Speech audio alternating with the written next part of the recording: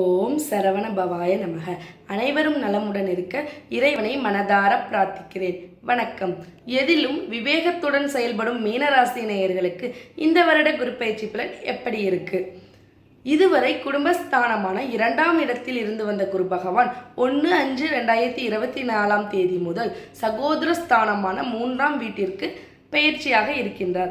சகோதரஸ்தானத்தில் இருக்கின்ற குரு தான் நின்ற ராசியிலிருந்து 5ஆம் பார்வையாக கலத்தரஸ்தானத்தையும் 7ஆம் பார்வையாக பாக்கியஸ்தானத்தையும் 9ஆம் பார்வையாக லாபஸ்தானத்தையும் பார்வையிட இருக்கின்றார். குரு சகோதரஸ்தானத்தில் நிற்பதால் பூர்வீக சொத்துக்களை விருப்பத்திற்கு ஏற்ப மாற்றி அமைத்து மகிழ்வீர்கள். உடன் பிறந்தவர்களிடத்தில் அனுசரித்து நடந்து கொள்ளவும், எதிலும் திட்டமிட்டு செயல்படுவது எதிர்பார்ப்புகளை நிறைவேற்றும். எதிர்பாராத சில உதவிகளால் கடன் சார்ந்த நெருக்கடிகள் குறையும். மனதிற்கு நெருக்கமானவர்களின் வழியில் மகிழ்ச்சியான சூழல் அமையும். மறைமுக தடைகளை வெற்றி கொள்வீர்கள். குரு 5ஆம் பார்வையாக கலத்திரஸ்தானத்தை பார்ப்பதால் தம்பதிகளுக்குள் புரிதல் ஏற்படும். தவறிப்போன சில வாய்ப்புகள் மீண்டும் கிடைக்கும். நிர்வாக திறமைகளை வெளிப்படுத்தி பாராட்டுக்களை பெறுவீர்கள். அயல்நாட்டு வேலை வாய்ப்புகளில் இருந்து வந்த தாமதங்கள் விலகும்.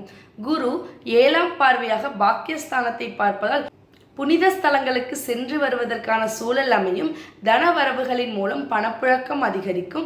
மருத்துவம் தொடர்பான துறைகளில் புதிய வாய்ப்புகள் கிடைக்கும். வழக்கு சார்ந்த சில நுணுக்கமான விஷயங்களை புரிந்து கொள்வீர்கள். குரு 9ஆம் பார்வையாக லாபஸ்தானத்தை பார்ப்பதால் மனதளவில் இருந்து வந்த கவலைகள் குறையும். எதிர்பார்த்த சில விஷயங்கள் கைகூடி வரும். நிபுணர்களின் ஆலோசனையால் வியாபாரத்தில் லாபத்தை மேம்படுத்துவீர்கள். உடல் ஆரோக்கிய பிரச்சனைகள் நீங்கி புத்துணர்ச்சி அடைவீர்கள். கௌரவ பொறுப்புகளால் வெளிவட்டாரத்தில் செல்வாக்கு அதிகரிக்கும்.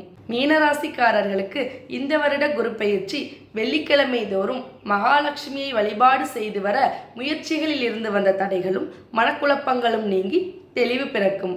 நன்றி.